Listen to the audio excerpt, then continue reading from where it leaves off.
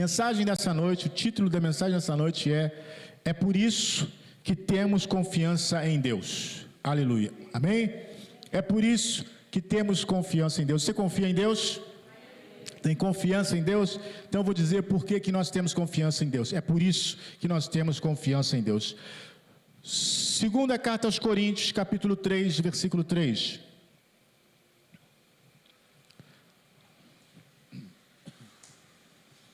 Segunda carta aos Coríntios 3. Diz assim: porque já é manifesto que vós sois a carta de Cristo, ministrada por nós e escrita não com tinta, mas com o Espírito do Deus vivo, não em tábuas de pedra, mas nas tábuas de carne do coração. Aleluia, glória a Deus. Glória a Deus. Essa palavra diz que nós somos a carta de Cristo. O que é uma carta, irmãos? Uma carta é um documento, certo? Que traz informações. Uma carta pode trazer informações boas, pode trazer informações ruins, ou meras informações que não são boas nem ruins, são informações neutras. Mas a Bíblia diz que nós somos uma carta não escrita com tinta, não foi imprimido numa impressora, não foi escrito com uma caneta esferográfica, nem com lápis. Essa carta, ela foi escrita com o Espírito do Deus vivo. Aleluia. Glória a Deus, diga glória a Deus, porque é glória a Deus mesmo. Foi escrita com Deus vivo. E como carta, qual foi a superfície que o Espírito de Deus usou para escrever? Ele diz que o Espírito do Deus vivo não escreveu em pedra, mas ele escreveu nas tábuas de carne. É interessante essa expressão tábua de carne, porque para a gente tábua de carne é outra coisa, né? É a tábua onde corta a carne, mas não é isso não. As tábuas de carne do coração. Ou seja, o Espírito Santo escreveu no nosso coração. Aqui ele faz uma alusão à lei, não mais foi escrito uma lei como foi lá no Sinai, escrito em pedra, mas foi escrito no coração, e nós somos essa carta. Bom, essa carta de Cristo diz o quê? Essa carta fala da bondade de Deus, daquele Deus que está escrito lá em João 3,16, que amou o mundo de tal maneira que deu o seu Filho unigênito para que todo aquele que nele crê não pereça. Essa carta é que está escrita em nós, nós somos essa carta, aleluia. Glória a Deus. Irmãos, que revelação. Partindo desse ponto, sabe o que acontece? O Evangelho somos nós. Deixa eu explicar de novo, que talvez seja mal entendido isso. Nós nos tornamos o Evangelho, porque o Espírito Santo escreve em nós, e nós nos tornamos a mensagem. Você está entendendo a profundidade? Não é simplesmente, a gente tem que pregar o Evangelho. Não, você virou o Evangelho. Você se tornou o Evangelho. A mensagem foi escrita em você. Você se tornou isso. Aleluia. Glória a Deus. Irmãos, eu creio que isso deveria ser pregado muitas e muitas vezes, porque muitos e muitos crentes não têm a menor ideia disso. Olha o versículo 4, o que diz? E é por Cristo que temos tal confiança em Deus. É daí que vem a nossa confiança. Sabe, durante séculos, a igreja trouxe uma mensagem, de um modo geral, estou generalizando, obviamente, com exceções, uma mensagem que quebrava, destruía a confiança dos crentes. Fazia com que os crentes ficassem sempre desconfiando. Mas não é desconfiando deles mesmos, não, porque de nós temos que desconfiar mesmo.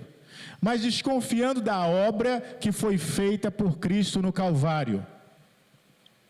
Porque se a obra realizada por Cristo diz que eu fui salvo, eu fui salvo. Se a obra do Calvário diz que eu fui purificado, eu fui purificado. Se a obra do Calvário diz que eu fui santificado, eu fui santificado. Mas quantas vezes, irmãos, quando a mensagem deveria estar aumentando, exaltando, trazendo à tona a sua confiança em Deus, a mensagem vem justamente o contrário, colocando você para baixo, colocando você na depressão. Sabe uma coisa que eu tenho falado com Deus, e eu tenho lutado por isso?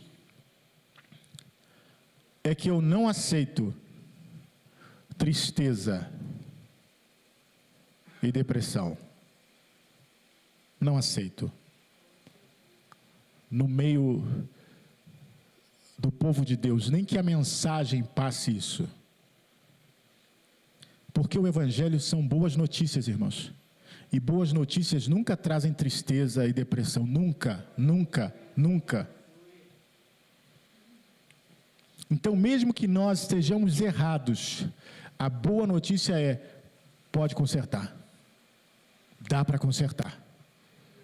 Dá para restaurar. Essa é a boa notícia.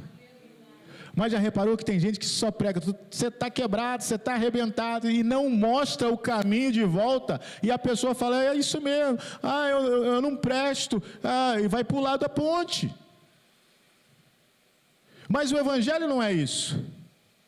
Então, em Cristo nós temos a confiança. Que confiança? De que tudo aquilo que foi feito no Calvário vai se cumprir na minha vida. Eu creio. Eu estou crendo em Jesus. Eu não deixei de crer em Jesus Cristo. Então, isso vai acontecer. A Bíblia fala que o justo, ele pode cair 7 vezes, mas o Senhor levanta. Então, isso quer dizer o quê? Que o justo nunca peca? Não, o justo pode cair, mas o Senhor vai levantar. O justo nunca erra, lógico, ele vai errar, mas o Senhor vai levantar. Ele não ficará prostrado, diz a palavra. Ele não vai ficar prostrado, ele vai ser levantado. Essa é a boa notícia, e é por isso que nós temos essa confiança. Olha o versículo 5, versículo 6. Paulo esclarece e diz: não que sejamos capazes por nós mesmos de pensar alguma coisa como se de nós, ou como de nós mesmos, mas a nossa capacidade vem de Deus, aleluia, o qual nos fez também capazes de ser ministros de um novo testamento, não da letra, mas do Espírito, porque a letra mata e o Espírito vivifica. Glória a Deus, que mensagem maravilhosa. Então, isso tudo acontece, não é porque nós somos capazes, não. Não é porque nós somos melhores, não. Esse aí, eles estão na graça, se acham melhor. Não, muito pelo contrário. Nós não temos nenhuma confiança em nós mesmos, mas nós sabemos que a nossa capacidade, se hoje eu estou de pé, se hoje você está de pé, a capacidade que você tem vem do Senhor. É o Senhor que te mantém de pé. Não é pelo que você fez, não é pelo que você faz. Poxa, o que você faz para ficar sempre assim? Eu não faço nada. Tem um pastor que tem uma igreja muito grande, e um dia uma pessoa perguntou para ele, falou assim: mas a igreja dele cresceu muito, e perguntou para ele: mas o que você fez para a igreja crescer assim? Ele assim: foi a graça de Deus. Não, eu sei, mas o que você fez? Ele falou: foi a graça de Deus. Eu não fiz nada, foi a graça de Deus. É isso que as pessoas não entendem, né? Eles acham que é alguma manipulação humana, é alguma força humana. Não, irmãos, é a graça de Deus. É porque nós podemos fazer a força que quisermos e nada se move se Deus não quiser. Você pode fazer o que for, você pode se esforçar, você pode estudar. Eu conheço gente que estudou, se esforçou, fez e nunca conseguiu nada.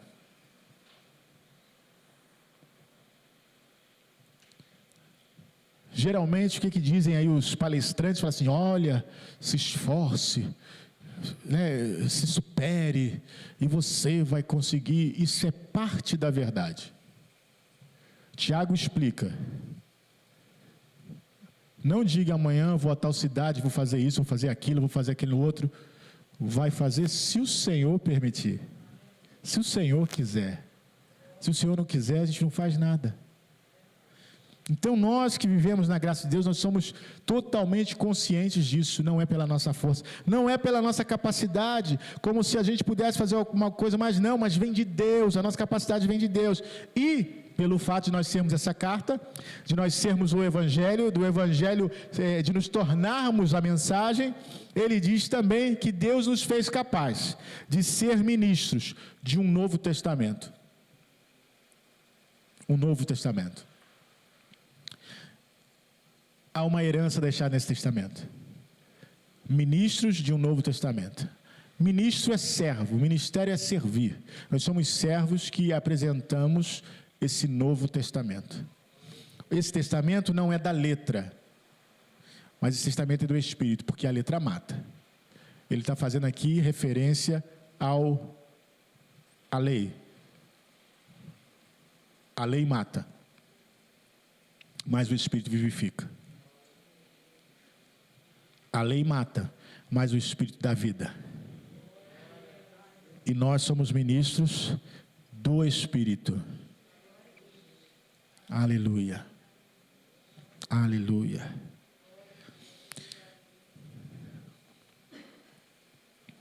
Sabe, irmãos,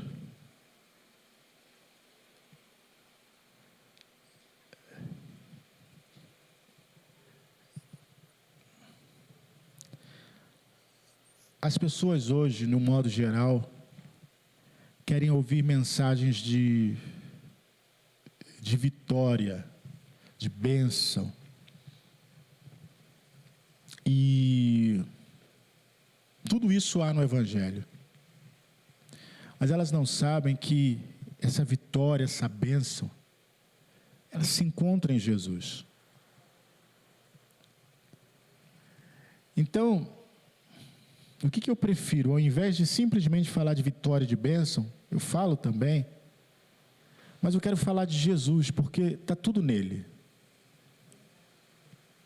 Está tudo nele. Quanto mais relacionamento eu tiver com ele, mais essas coisas vão estar acessíveis a mim.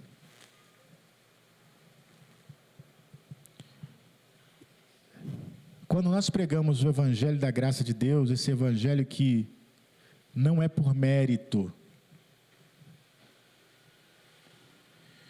E eu falo repetidas vezes sobre essa questão do jejum e da oração. Não que eu seja contra, não sou contra nem jejum nem oração, de modo nenhum. Eu sou contra a intenção que alguns têm quando jejuam ou oram. Porque na minha Bíblia está escrito o seguinte, que quando eu peço alguma coisa, isso é mandamento de Jesus, tá? Não foi Paulo que falou isso, porque tem gente que tem esse negócio. Ah, isso aí foi Paulo que falou, isso aí foi Pedro que falou. Não foi. Foi o próprio Jesus. Quando vocês orarem, peçam em meu nome. Foi isso, ele disse, peçam em meu nome.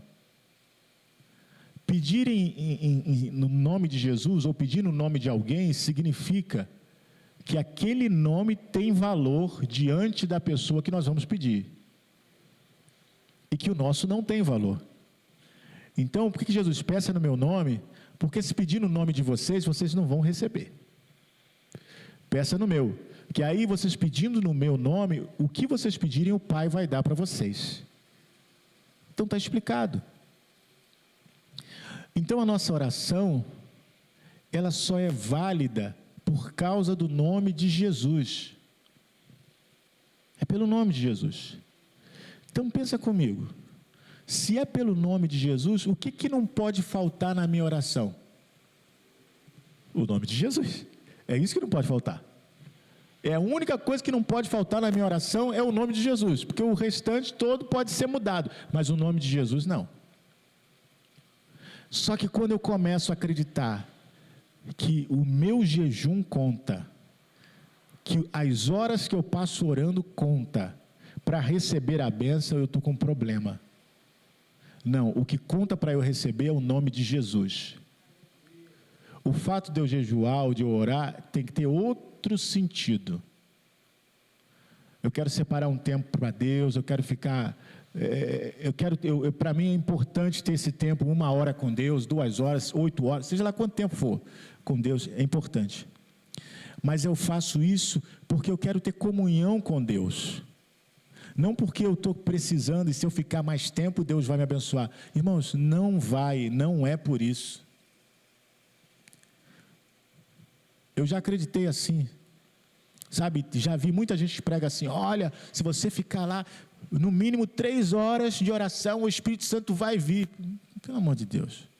Jesus não ensinou isso. Jesus falou: olha, peça, porque se vocês são maus, sabem dar boas coisas aos vossos filhos, o nosso Pai Celestial dará o Espírito Santo àqueles que pedirem. Você não ficar para sua mãe pedindo 3 horas da comida: me dá comida, mãe, me dá comida. Não, pede mais, ainda não pediu muito, pede mais. Me dá comida, mãe. Não, pede mais um pouquinho, ainda falta um pouco. Chama o conselho tutelar, não é verdade? Que pai que faz isso? Que mãe que faz isso? Ninguém faz isso. Se você não faz isso, Deus também não faz isso. Você não pediu muito, pede mais um pouco, porque eu estou vendo aí se você quer mesmo. Olha, essas coisas que falam de Deus descrevem um pai sádico. Deus não é assim. Então por que a gente pede e aí não recebe, irmãos? Se a gente pediu alguma coisa a Deus e não recebeu, é porque não está no tempo de receber. Não está no tempo de receber. Continue crendo, continue esperando, vai chegar a hora de receber. Sabe por que eu digo isso? Porque existem coisas que nós nem pedimos e recebemos. Existem coisas que nós nem oramos, só pensamos e recebemos. E Deus sabe o que realmente nós precisamos. Irmãos, é duro dizer isso, mas até em relação à nossa saúde, Deus sabe o que nós realmente precisamos. Existem tantas coisas que nós não conhecemos, que nós não sabemos, tantas coisas nesse mundo que nós nem imaginamos, tantas coisas na sua vida mesmo que você nem sabe, e Deus está ali controlando tudo e coordenando tudo. E a gente que olha de fora fala: poxa, por que Deus não cura? Por que Deus não faz isso na vida do fulano? Irmãos, eu não sei, mas Deus sabe exatamente por que está fazendo isso ou aquilo. Tem hora na nossa vida que parece que a água está parada, nada acontece. Você fala: meu Deus, mas é isso mesmo que Deus quer? E aí você tenta fazer alguma coisa: não, vou fazer alguma coisa para movimentar. Nada. Mas é isso mesmo. É exatamente isso que Deus quer. Porque se não fosse, Ele tinha mudado. E Ele muda de repente. De repente, do nada, aparece uma revolução. Muda. Mas o que é isso? Deus está mudando. Nós confiamos mesmo em Deus? Nós confiamos. Eu sempre parto do princípio: olha, se você pode fazer alguma coisa, faça. Agora, se não está nas suas mãos, confia no Senhor, né? Você não vai estar ali com um saco de arroz: eu estou com fome, Se o arroz está ali, faz e come, meu filho. Agora, se você não tem o saco de arroz, Deus vai fazer alguma coisa, porque eu não tenho de onde tirar, mas Deus vai fazer alguma coisa, eu creio. Então, se você pode fazer, faça. Se você não pode fazer, confie. Confie e espere. Olha só, olha o que Paulo fala. Eu não vou demorar, essa não é uma mensagem comprida, é simplesmente para falar a respeito dessa nossa confiança em Deus. O versículo 7 e versículo 8 diz assim: e se o ministério da morte, gravado com letras em pedras, veio em glória, de maneira que os filhos de Israel não podiam fitar os olhos na face de Moisés por causa da glória do seu rosto, a qual era transitória, como não será de maior glória o ministério do Espírito? Ministério da morte gravado em pedras. O ministério da morte, Paulo chama os 10 mandamentos de ministério da morte. Tem crente que deve ficar até arrepiado quando a gente fala isso. Ué, mas como assim que é o ministério da morte? Está escrito aqui, não fui eu que escrevi a Bíblia não, está escrito aqui. Ele é o ministério da morte. Por que ele é o ministério da morte? Porque quando ele foi dado, 3.000 morreram. Porque a lei traz morte. Como é que a lei traz morte? A lei traz punição. É todo mundo santo? Não. Então vai ser punido pela lei. É simples assim. Aquele que pecar vai morrer. Essa é a lei. Agora, na graça, não é mais assim. Aquele que pecar pode ser salvo. aquele que pecar, crendo em Jesus, pode ser salvo. Aquele que crê em Jesus não morre eternamente, mas tem a vida eterna. Aleluia, mudou tudo, irmãos, mudou tudo. Como que tem gente que não quer saber disso e não quer pregar isso, mas mudou tudo. Ah, mas não pode ser, né? Eu ouvi não sei se o que ele é, uns desses no YouTube aí, ele fala, mas assim fica muito fácil. Ué, mas o que eu posso fazer? Se Deus quis fazer isso, assim fica fácil. Ué, fica fácil? Eu digo para você que não fica fácil não, porque tem um monte de gente aí que mesmo assim não quer. Tem um monte de gente, mesmo sendo fácil, o que tem que fazer? Você tem que crer. Ah, mas aí, eu me lembro de um testemunho que eu ouvi, um pastor que foi pastor meu titular, ele contou uma vez, que uma jovem foi na igreja, o pastor pregou, tal, o culto, fez o apelo, ela foi à frente, o pastor fez oração por ela, ela não era cristã, e ela foi embora para casa. Na semana seguinte, ela voltou na igreja e foi procurar o pastor. E foi falar com o pastor, pastor, o que foi isso que o senhor fez comigo? Ele, como assim? O que foi isso que o senhor colocou em mim? Ele falou assim, do que você está falando? Porque desde aquela oração que o senhor fez aqui, eu não consigo fazer mais as coisas erradas que eu fazia. Tira isso de mim. Assim. Tira isso de mim. Irmãos, é poderoso o que Deus faz. Então o Espírito Santo vai te impedir de pecar, ele vai te livrar de pecar, ele vai colocar você no caminho certo. Agora tem que querer. Então tem gente que fala, eu não quero. Tem gente que fala assim, olha, eu não quero nem ouvir, porque se eu ouvir, eu vou ter que fazer alguma coisa, então eu não quero ouvir. Mas a verdade do Evangelho é essa. O ministério do Espírito, ele acontece assim, quando a gente menos espera. É por isso que a gente não pode julgar a aparência, irmãos. Às vezes a gente olha e fala assim, não está acontecendo nada, o Espírito está agindo. O Espírito está agindo. Eu não estou vendo com os meus olhos, mas Deus está fazendo. Esse tempo que nós estamos passando, meu Deus, mas vai ficar assim mesmo? Foi 2020, agora é 2021, e a gente não sabe que vai entrar 2022, vai ficar esse negócio mesmo. Deus está agindo, irmãos. O mundo parece um caos, mas Deus está agindo. Ele já tinha prevenido e falado, olha, vão vir tempos trabalhosos, tempos difíceis. Mas isso é só o início, tá? É o início da sua... Fica tranquilo, que ainda tem coisa pior. Eu estou falando para vocês, para que vocês saibam disso. Para que vocês não sejam pegos de surpresa, como o mundo está sendo pego de surpresa. Nós já sabemos disso. E nós sabemos também para onde nós vamos. Então esse é o ministério do Espírito. E aí ele fala, se esse ministério da morte, que veio em pedras, né, que foi dado em pedras, ele teve a sua glória, tanto que Moisés ficou com o rosto lá brilhando, e os filhos de Israel não podiam olhar para o rosto de Moisés, e era algo transitório, porque a glória foi sumindo, foi se apagando. Então como não será, a pergunta é, como não será de maior glória o ministério do Espírito? Há uma glória maior no ministério do Espírito. E o ministério do Espírito não é um ministério de rodopiar e falar em mistério, não.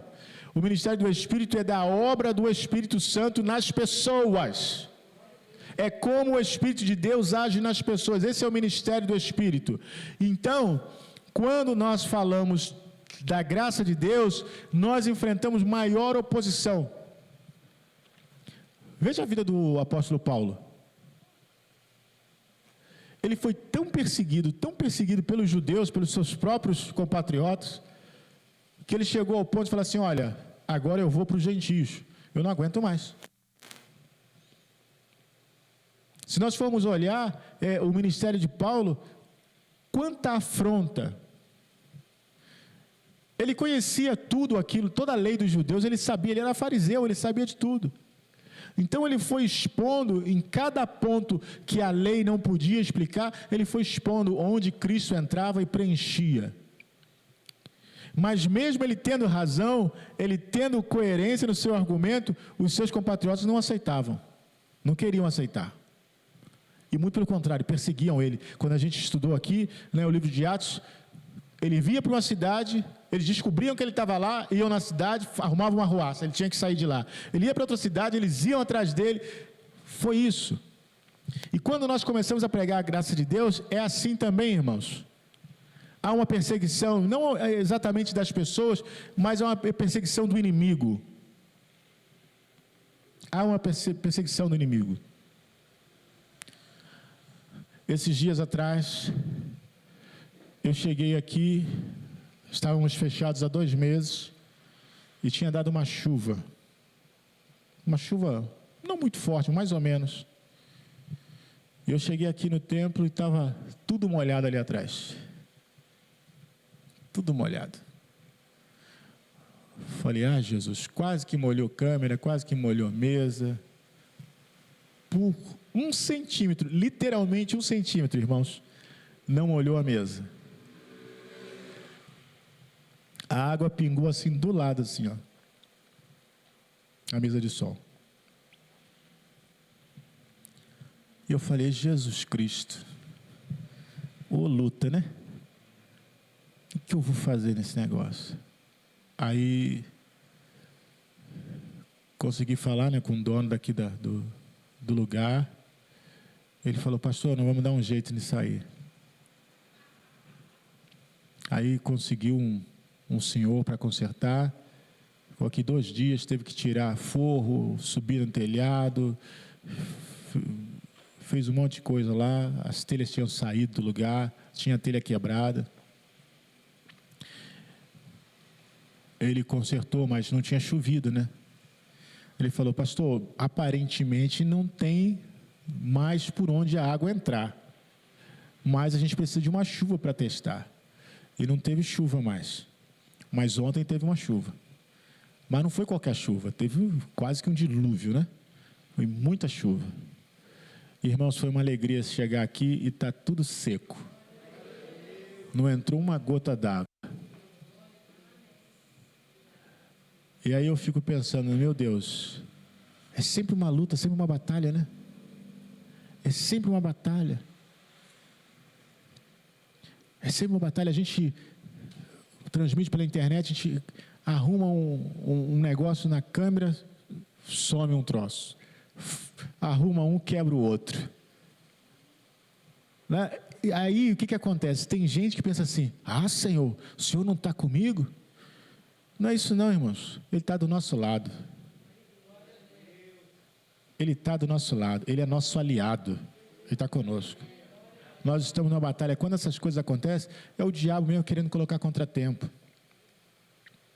É o diabo querendo perturbar, é o diabo querendo atrapalhar, é o diabo querendo tirar a nossa confiança em Deus. Confie no Senhor, vai dar tudo certo. Vai dar tudo certo. Eu não sei como Ele vai fazer, eu não sei quando Ele vai fazer, mas eu sei que vai dar tudo certo. Ele vai fazer. Né? E aí, chegamos aqui hoje de manhã, Simone falou assim, caiu uma chuva forte. Eu confesso aos irmãos que eu não vi. Eu só ouvi falar da chuva. Eu não vi nada de chuva. Né? Graças a Deus não ouvi nada. Mas eu falei, e agora a gente vai saber se o telhado ficou bom, né? Vamos saber. Chegamos aqui, estava tudo sequinho, graças a Deus, tudo seco. Não caiu água nenhuma. E nós podemos fazer. Sabe, irmãos, a nossa confiança vem de Deus. A nossa confiança vem de Deus. Eu creio que vai chegar um momento em que nós vamos levantar muitos pregadores da graça de Deus aqui. Muitos pregadores da graça de Deus. Nós vamos espalhar nessa cidade. Sabe, já desde o ano retrasado, nós temos pensado em um retiro da graça. Fique tranquilo que nesse retiro ninguém vai ser forçado a subir montanha, escalar parede, não vai ter nada disso não. Não vai ter, não é de punição, não é da graça.